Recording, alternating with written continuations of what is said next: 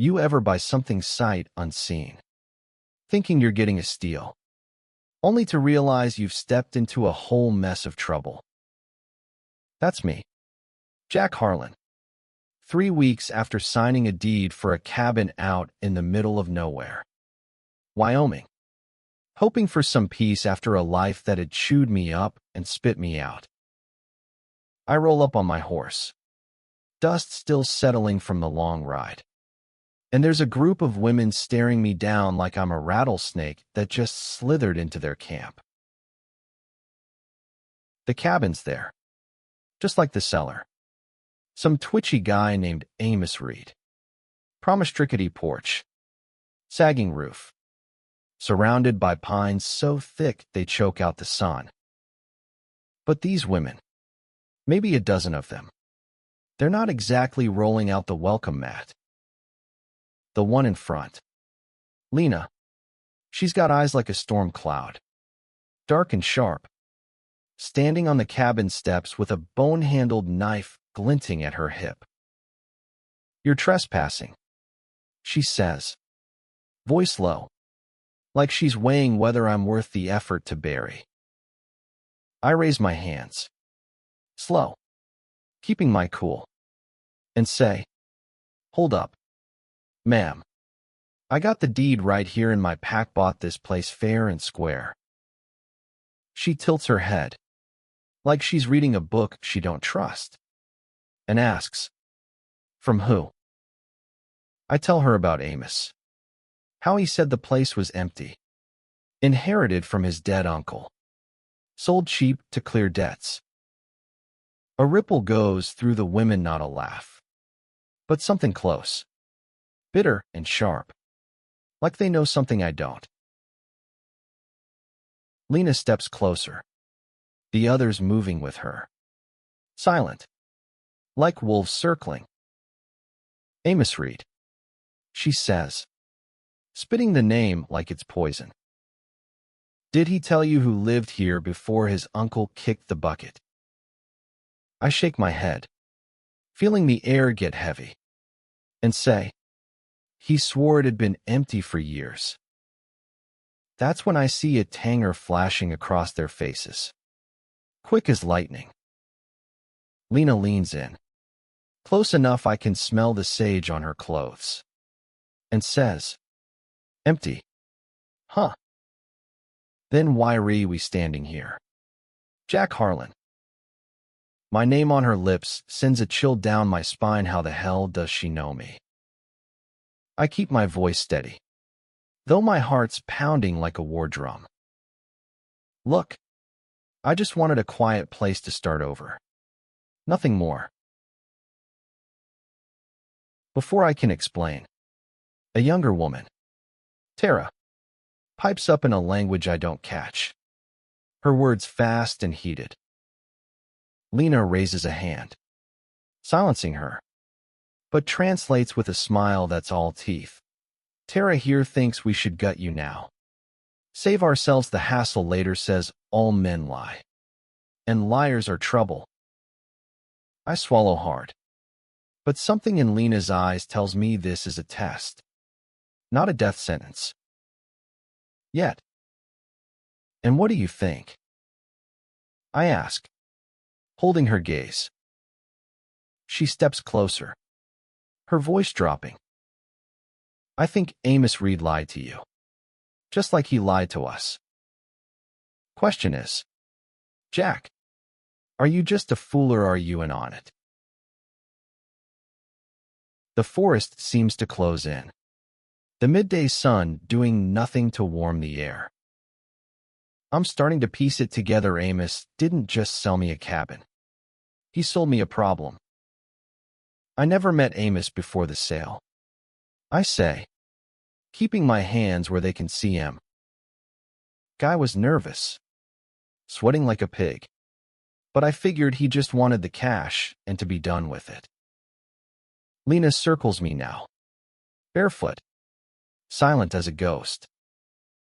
"Nervous," she repeats, stopping behind me, so close I can feel her breath. "Did he tell you his uncle died screaming?" The words hit like a punch to the gut. I spin around, finding her inches away, those storm cloud eyes flecked with gold. What are you talking about? I manage, my mouth dry as dust. She gestures at the cabin. 2 summers back, Amos's uncle, Cyrus Reed, showed up with a posse 5 men, calling themselves prospectors. But they didn't bring picks or shovels. They brought ropes, whiskey, and ideas about what they could do to women living alone out here. My stomach twists as the picture gets clearer. What happened to him? I ask, dreading the answer. Lena's smile is sharp enough to cut glass. They met something meaner than they were. Another woman, Mara, speaks up from the steps, her voice hard. Lena, why waste breath? He's just another man thinking he can take what's ours. Lena holds up a hand, eyes still locked on me. Patience, Mara. Let's see what kind of man Jack Harlan really is. I'm about to protest when a whistle cuts through the air, sharp and urgent, from deeper in the woods. The women snap to attention, their casual stances gone, replaced by the coiled readiness of fighters. Lena's hand goes to her knife.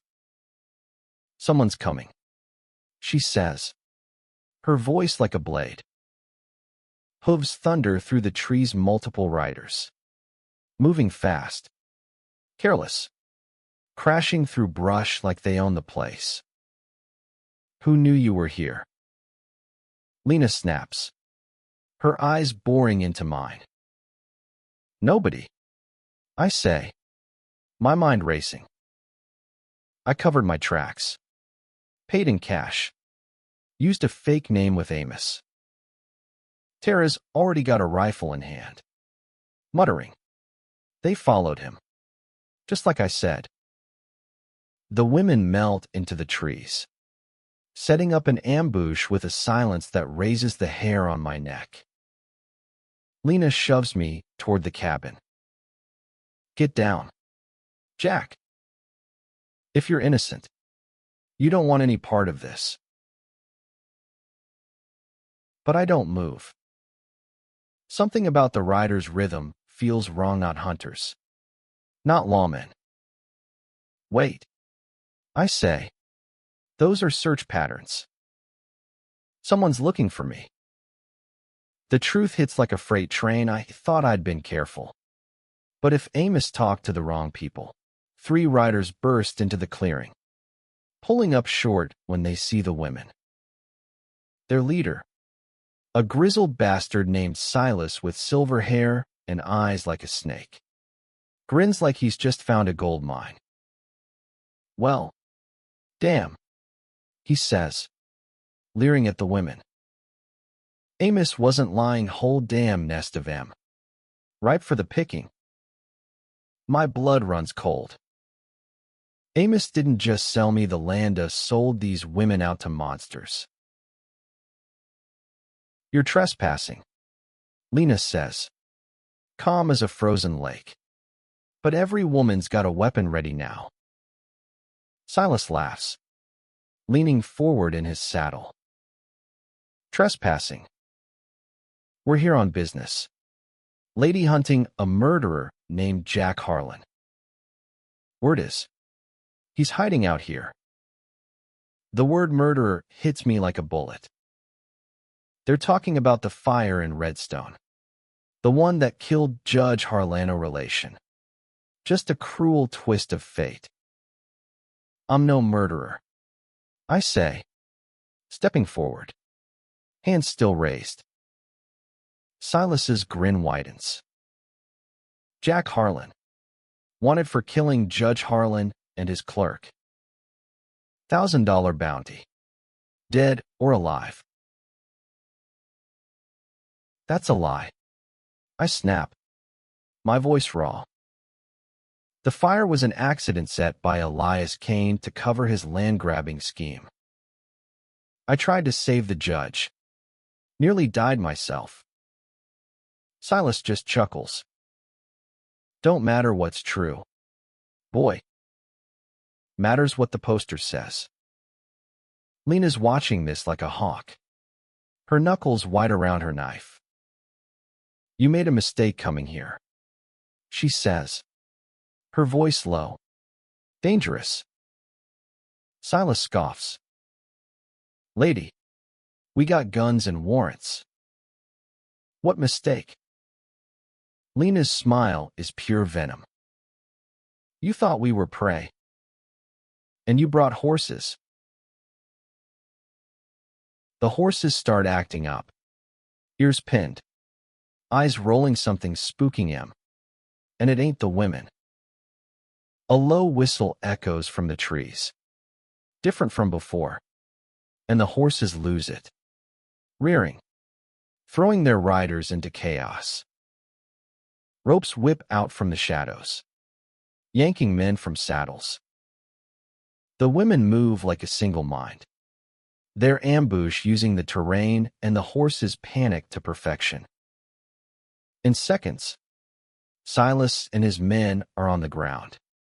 Disarmed. Surrounded by women with knives and rifles and eyes that promise no mercy. Silas, blood trickling from a cut on his forehead, glares up at Lena. You can't just kill us, people come looking. Lena crouches, her knife gleaming. They came looking for Cyrus Reed, too. Never found him. The air's thick with the threat of violence. And I can't stay quiet. Wait, I say, stepping forward. You can't just execute them. They're tied up. Helpless. Lena's eyes flash. Her voice like ice. Helpless. Like we were when men like them came for us. An older woman, Ruth, steps forward. Her voice steady but heavy. Enough. Lena. Let him speak. I take a breath. The memories flooding back flames. Smoke. Screams. Judge Harlan was exposing Elias Kane. I say. Kane was stealing land. Bribing officials. Ruining lives. The judge had proof in his safe.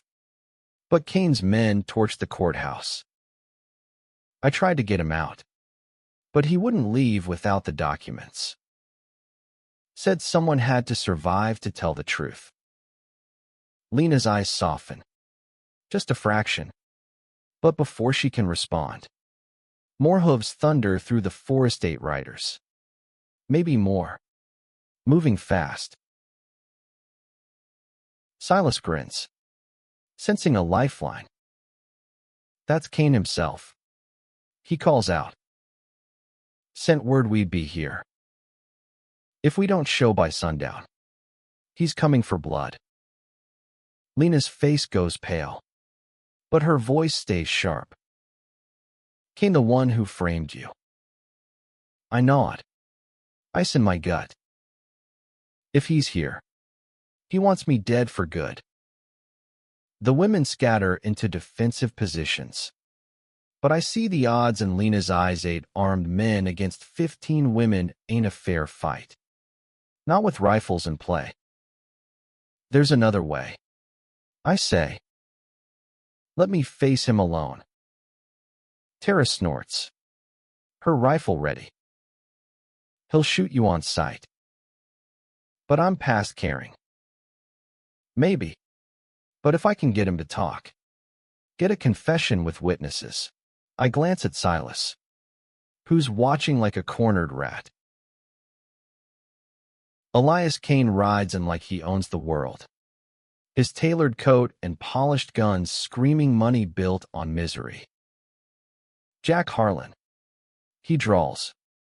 You've been a pain in my ass. I step into the open.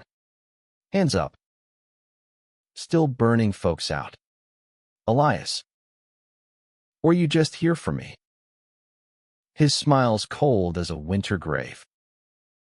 Judge Harlan was too stubborn to see reason. Old men burn so the young can thrive. The confession hangs there, clear as day, and even Silas looks shaken. You heard that. I say to him. Cain just admitted to murder. Won't matter. Cain laughs, raising his hand to signal his men.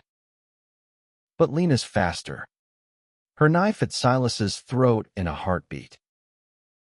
Actually, she says, it will.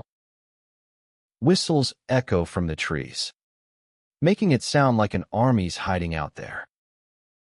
Cain's men hesitate, spooked by the illusion of numbers. You're outnumbered, Lena says, her voice deadly calm. Cain's still smirking, but his men are wavering. I seize the moment. Silas, you and your boys ride to town. Tell him what Cain said, how he burned the courthouse. Killed the judge. You'll get your bounty, and I'll be clear. Silas, smelling profit, nods. Fine. Cain hangs. I get paid. Cain's face twists, his hand going for his gun. But I'm faster. Years of dodging trouble in a corrupt courthouse hone my reflexes. My shot catches him square in the chest. His men, leaderless, fire wildly into the trees. But the women's shots are surgical, dropping them one by one while sparing Silas and his crew. When the dust settles, Cain's bleeding out in the dirt, his empire crumbling with him. 3 days later, Silas rides into town with a story that clears my name and buries Cain's legacy. The bounty's split 3 ways, and those men swear they never saw a single woman in these woods, just me, fighting off killers who got what they deserved. I'm back at the cabin now. My cabin. Watching Lena teach the younger women to read. Their faces lit with something like hope. They let me stay. Not because I'm some hero, but because I proved I'd rather die than let their sanctuary be poisoned by revenge. The forest is still wild, untamed, but it feels like home now. A place where the ghosts of my failures don't scream quite so loud. So, what do you think? Did I do the right thing, standing between those women and their vengeance? Or should I have let them settle it their way? Drop a comment. Tell me where you stand on justice versus revenge, or if you've ever had to make a call that changed everything. Hit that like button if this story hit you in the gut. Share it with someone who loves a good tale. And subscribe. New stories drop every day at 10 a.m. Packed with grit, heart, and redemption. Don't miss the next one.